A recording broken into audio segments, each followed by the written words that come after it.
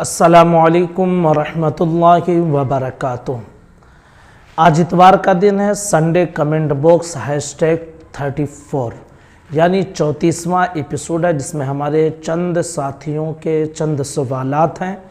अब तमामी साथियों से गुजारिश है कि सवालात को बारीकी से समझने की कोशिश करें और उनके जवाबात जो मुख्तसर अंदाज में बताए जाते हैं उनको भी समझने की कोशिश करें। लेकिन उससे पहले अगर आपने हमारे चैनल को सब्सक्राइब ना किया हो तो ज़रूर कर ले, ताकि हर मसले और हर वीडियो की नोटिफिकेशन हम आप तक पहुंचाते रहें। और सुनने के बाद आप ज़रूर हमारी वीडियो को अपने तमाम दोस्तों तक शेयर कर दिया करें और हर किसी को इस चैनल के साथ जोड़ने की कोशिश करें। नंबर 1, पहला सवाल है मोहम्मद रफ़ीक का। ये पूछते हैं कि हज़रत, एक कब्र में दूसरे मुर्दे को कितने दिन बाद दफनाया जा सकता है?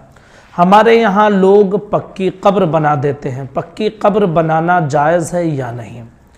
देखिए कि बिला ज़रूरत एक कब्र में दूसरे मुर्दे को दफनाना ये जायज़ नहीं है। हाँ, अगर कब्रिस्तान के ज़मीन कम पड़ जाए, मुर्दा रखने के लिए ज़मीन ना हो, तो जो सबसे पुरानी कब्रें हैं उनके अंदर दूसरे मुर्दों को दफनाया जाए। जब आप उस कब्र को खोदेंगे तो अगर उसके अंदर जिस्म सही सलामत है तब तो आप उसके अंदर दूसरे मुर्दे को नहीं दफनाएंगे। और अगर जिस्म सही सलामत नहीं है, सिर्फ हड्डियाँ वड्डियाँ यही सब कुछ बची हैं, तो फिर ऐसी सूरत में आप उसके अंदर मुर्दे को दफना सकते हैं। लेकिन पहले मुर्दे की जो कुछ हड्डियाँ मिलेंगी उनको आप जमा करके कब्र के किसी एक किनारे में मिट्टी से दफन कर देंगे। उन हड्डियों को फेंकेंगे नहीं, बल्कि उसी कब्र में एक किनारे पर कहीं मिट्टी से दफन कर देंगे। ये कब है? जब मजबूरी हो, मुर्दा दफन करने की जगह ना हो, तो ऐसी कब्र को आप खोदें कि जिस कब्र के बारे में यकीन हो कि यहाँ पर जिस्म बिल्कुल सड़ गल चुका होगा, सिर्फ हड्डियाँ बाकी होंगी और बाकी कुछ बचा हुआ नहीं होगा। पूछते हैं ये कि हमारे यहाँ लोग पक्की कब्र बनाते हैं, तो पक्की कब्र बनाना जायज़ है? यानी भाई पक्की कब्र बनाना इस तौर पर कि उसके अंदर वगैरह सब पक्की ईंटें लगाकर, मार्बल वगैरह लगाकर अंदर कब्र के, तो ये सब सारी चीज़ें जायज़ नहीं है। पक्की कब्र बनाना ये मना है। दूसरा सवाल है मोहम्मद मुनीर रज़ा सुरसेनी। इनका सवाल है कि हिरन का गोश्त खाना कैसा है और खाते वक्त हर लुक़मे पर बिस्मिल्लाह मुँह से निकल जाता है, तो ये कैसा है? हिरन का गोश्त खाना ये जायज़ है।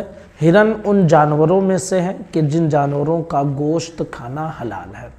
आपका दूसरा सवाल कि हर लुक़मे पर बिस्मिल्लाह निकल जाता है, तो अच्छी बात है भाई, बिस्मिल्लाह निकल जाता है, आप खाते रहें और अल्लाह की तारीफ़ करते रहें। हर लुक़मे पर अगर आप पढ़ सकते हैं तो या वाजिदो या वाजिदो या वाजिदो पढ़ा करें। एक लुक़मा खाएं या वाजिदो पढ़कर, फिर दूसरा लुक़मा खाने से पहले या वाजिदो पढ़ें। इस तरह आप पढ़ते रहें तो ये मौजूद है दुआएं कि हर लुक़मे पर ये दुआ पढ़ सकते हैं। अगर कोई बिस्मिल्लाह भी पढ़ता है तो कोई हर्ज नहीं है। बहरहाल ये सब मशक्क़त के काम रहते हैं, इसलिए लोगों को इन सब चीज़ों के बारे में नहीं बताया जाता। हाँ, ये ज़रूर है कि आप खाने से पहले बिस्मिल्लाह पढ़ लें और खाने के बाद अल्हम्दुलिल्लाह जो दुआएं मौजूद हैं उनको आप पढ़ा करें। और अगर हर लुक़मे पर आप बिस्मिल्लाह पढ़ सकते हैं तो पढ़िए भाई, खा भी रहे हैं आप, सवाब का भी काम कर रहे हैं, अल्लाह की तारीफ़ हम्दो सना भी हो रही है। और या वाजिदो पढ़ सकते हैं तो पढ़िए, कोई हर्ज नहीं है। तीसरा सवाल है मदीना खातून का। ये पूछती हैं कि हज़रत, कभी कोई किसी मजबूरी की वजह से रास्ते में खड़े होकर पेशाब करे तो गुनाह होगा या नहीं? देखिए, रास्ते में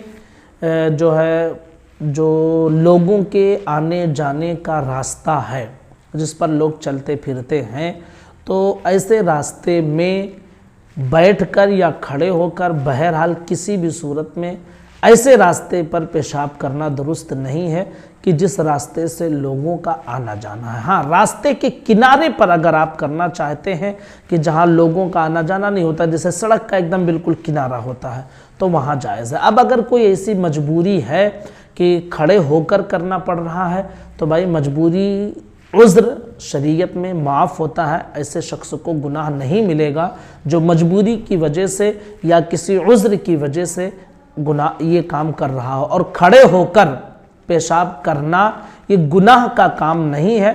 हाँ, अलबत्ता ज़रूर ये है कि इससे मना किया गया है और तबीबों भी ने भी ये कहा कि खड़े होकर पेशाब करने से बहुत सारी बीमारियां पैदा होती हैं, इसलिए कि पेशाब मुकम्मल तौर पर निकल नहीं पाता है। नालियों में, पेशाब की नालियों में जो है पेशाब रुक जाता है, जिसकी वजह से इन्फेक्शन और इस तरह की बड़ी बीमारियां पैदा होने का अंदेशा मौजूद रहता है। नंबर 4, मोहम्मद आसिफ, इनका सवाल है, हज़रत मेरा सवाल ये है कि कभी कभी देखा जाता है कि हमारी औरतें रोटी चपाती वग़ैरह नहीं बनाती हैं, इसकी क्या वजह है? भाई इसकी कोई वजह नहीं, उनका दिल नहीं करता होगा इसलिए नहीं बनाती हैं। भाई कोई रोटी चपाती हर दिन बनाना जायज़ है और जब बनाना चाहें तब बना सकते हैं। अब अगर नहीं बनाती हैं तो शरीयत में कोई मसला नहीं है। हाँ, उन्होंने अपने आराम के लिए कुछ ऐसा गढ़ लिया हो कि दिल नहीं करता है तो शौहर को उन्होंने समझा दिया हो या घर वालों को इस दिन नहीं बनाना चाहिए और फिर उस दिन वो आराम करती हो, तो ये मसला एक अलग है। बहरहाल शरीयत में किसी भी दिन रोटी चपाती बनाना ये कोई मना का काम नहीं है, हर दिन बना सकती हैं। अगर नहीं बनाती हैं तो उनकी अपनी मर्ज़ी या अपना कुछ गढ़ा हुआ मसला होगा, शरीयत में इसकी कोई असल नहीं है। नंबर 5, MH अंसारी, इनका सवाल है कि मैं सऊदी में रहता हूं और मुझे ड्यूटी के लिए 70 किलोमीटर से ज़्यादा दूर जाना पड़ता है, तो मैं रोज़ाना सफ़र वाली नमाज़ पढ़ूं या नॉर्मल जैसे अदा करता हूं वैसे करूं? भाई 70 किलोमीटर पर कोई इंसान मुसाफिर नहीं होता है। जिस आबादी में, जिस शहर में आप रह रहे हैं ना, उस शहर और उस शहर की जो ज़रूरियात हैं, वहाँ से निकलने के बाद अगर आप 92 किलोमीटर या उससे ज़्यादा का सफ़र कर रहे हैं तो आप मुसाफिर होंगे। 70 किलोमीटर 80 किलोमीटर में आप मुसाफिर नहीं होंगे, 92 किलोमीटर या उसके बाद आप मुसाफिर होंगे। कब? जब 15 दिन से कम रहने का आपने इरादा बनाया हो तो। और अगर 15 दिन से ज़्यादा रहने का इरादा बनाया तो 92 किलोमीटर के बाद भी आप मुसाफिर नहीं होंगे। तो अगर 70 किलोमीटर आप सफ़र करते हैं तो आपको भाई मुकीम जिस अंदाज में नमाज़ पढ़ता है, यानी जिसको आप कह रहे हैं नॉर्मल नमाज़ पढ़ूँ, तो वैसे ही आपको पढ़ना है, सफ़र वाली नमाज नहीं पढ़नी है। नंबर 6, दानिश अरहम, इनका सवाल है कि पाकी की हालत में किसी नापाक कपड़े को धो लें और उसके छींटे बदन पर पड़ जाएं तो गुस्ल वाजिब होगा या नहीं? ये गलतियां लोग करते हैं कि जब नापाक कपड़े को धोते हैं ना तो बेएहतियाती करते हैं, उसके छींटे उड़कर कपड़े वगैरह पर या आपके जिस्म पर आते हैं। तो इसका ख्याल रखना ज़रूरी है कि नापाक कपड़े पर जो पानी पड़ रहा है ना भाई, वो भी नापाक ही होता है, ठीक है। उसके छींटे अगर आपके ऊपर उड़कर आएंगे तो फिर उतने हिस्से को नापाक कर देंगे जितने हिस्से पर आपके पानी लग जाएगा, ठीक है। आपका गुस्ल नहीं टूटेगा, सिर्फ उतना हिस्सा नापाक होगा। लिहाजा जब कपड़े को पाक करें तो ख्याल करें कि छींटे वगैरह उड़कर आपके जिस्म पर या कपड़ों पर ना पड़ें, और अगर पड़ जाएं तो जहाँ जहाँ आपको ये गालिब गुमान हो कि यहाँ से लेकर यहाँ तक मेरे छींटे पड़े होंगे, तो वहाँ पर पानी डालकर आप उसको धो लें, आपको गुस्ल करने की ज़रूरत नहीं है। यानी नापाक छींटा पड़ने की वजह से गुस्ल नहीं टूटता है, अलबत्ता जितने हिस्से पर पड़ता है उतने हिस्से को धोना ज़रूरी हो जाता है। नंबर 7, एक साहब का सवाल आया था, नाम नहीं है इसमें।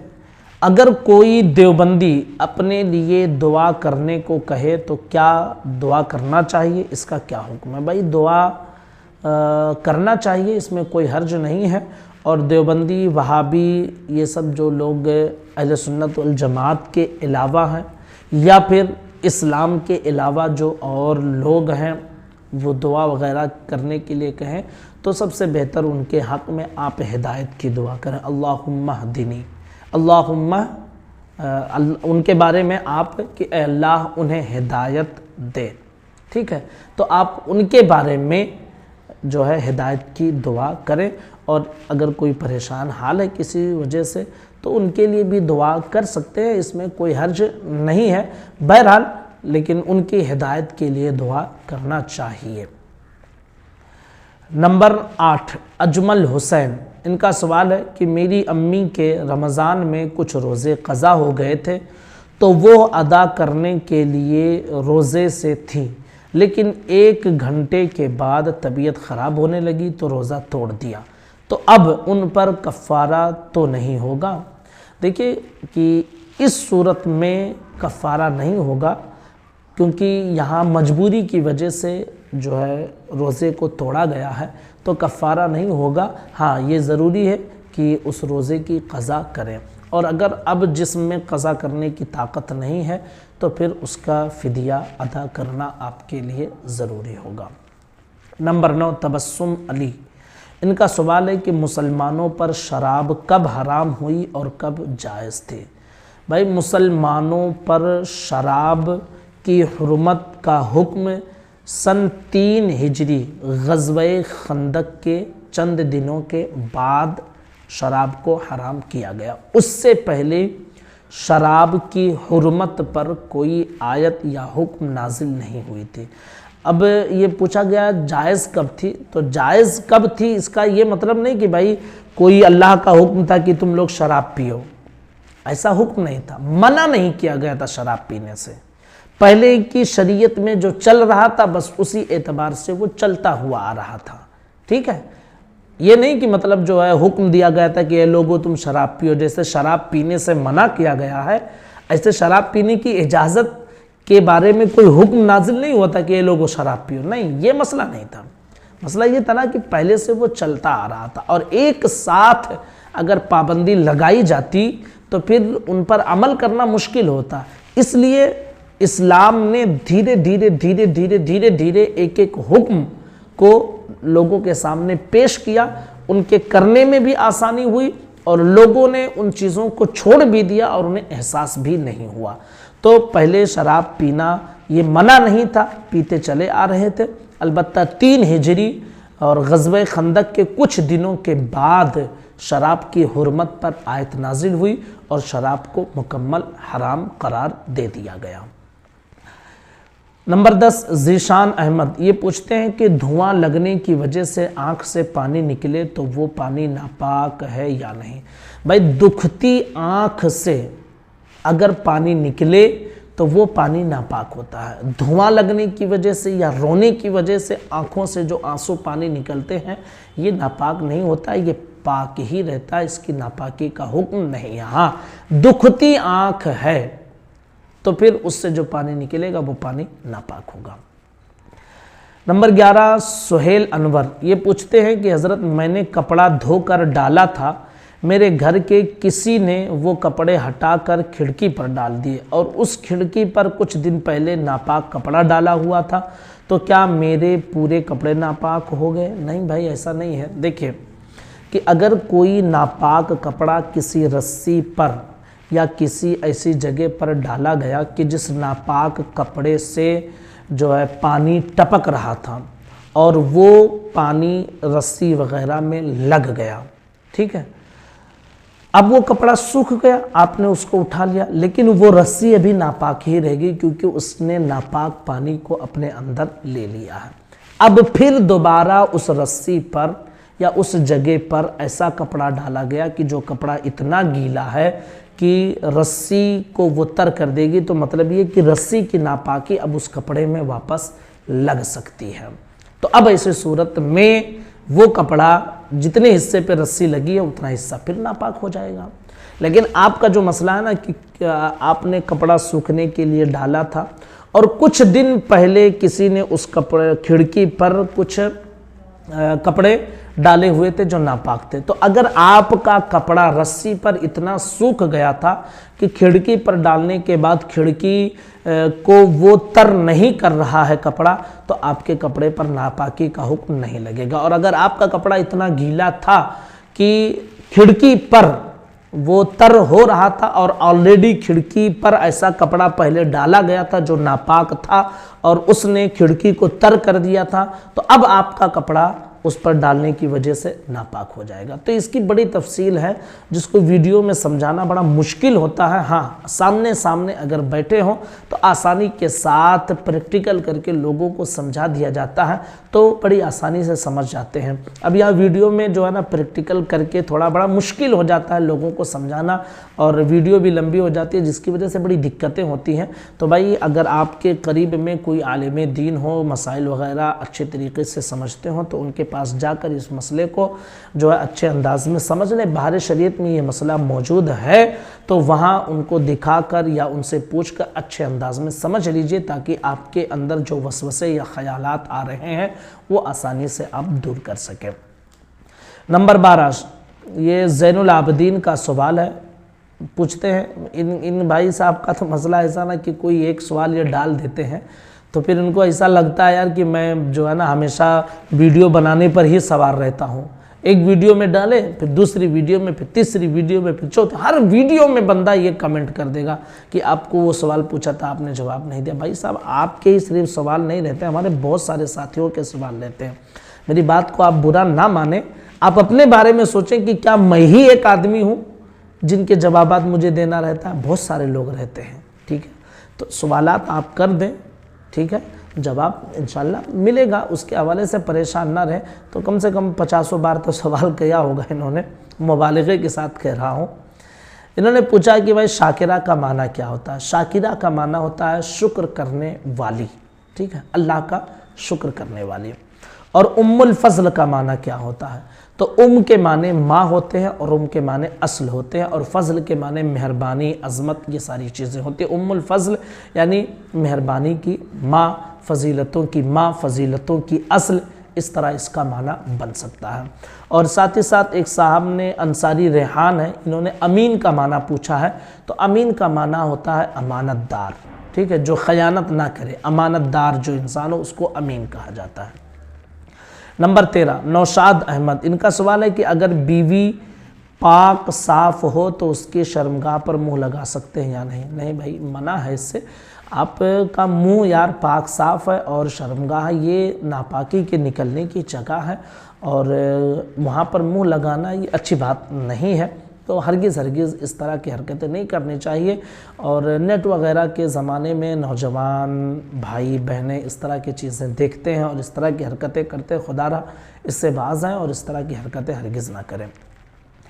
नंबर 14, अफसाना रियाज, इनका सवाल है कि औरतों को हैज़ के गुस्ल में नाखून और प्राइवेट पार्ट के बाल साफ़ करना चाहिए या नहीं, और अगर साफ़ करें तो कब करें?